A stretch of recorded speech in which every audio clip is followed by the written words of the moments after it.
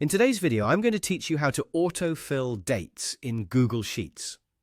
Google Sheets offers a really handy feature that allows you to quickly fill a range of cells with consecutive dates without having to enter each one manually, saving you quite a bit of time, especially when you're working with large datasets or planning over extended periods. Let's get started by entering your initial date in a cell. This first date is critical as it serves as the anchor for your sequence of dates.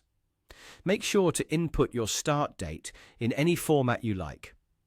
Whether you prefer the month, day, year structure or day, month, year, Google Sheets is intelligent enough to identify it correctly and keep that format consistent. This flexibility allows you to adhere to regional preferences or personal tastes without any hassle.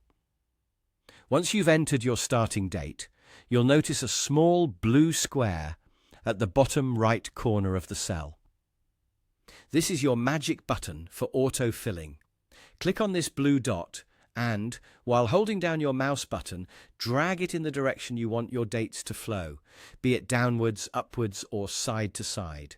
As you drag, you'll see a preview of the dates appearing in adjacent cells.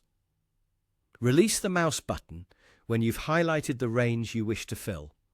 It's as simple as that, and voila!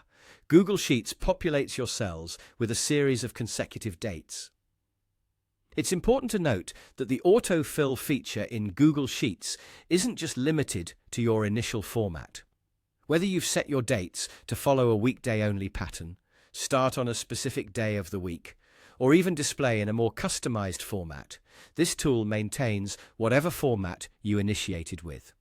Google Sheets is intuitive in recognizing and continuing the pattern in your selected direction.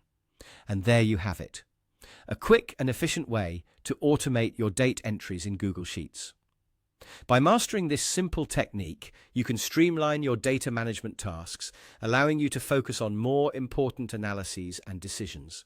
So the next time you need to work with dates in spreadsheets, remember this time-saving tip.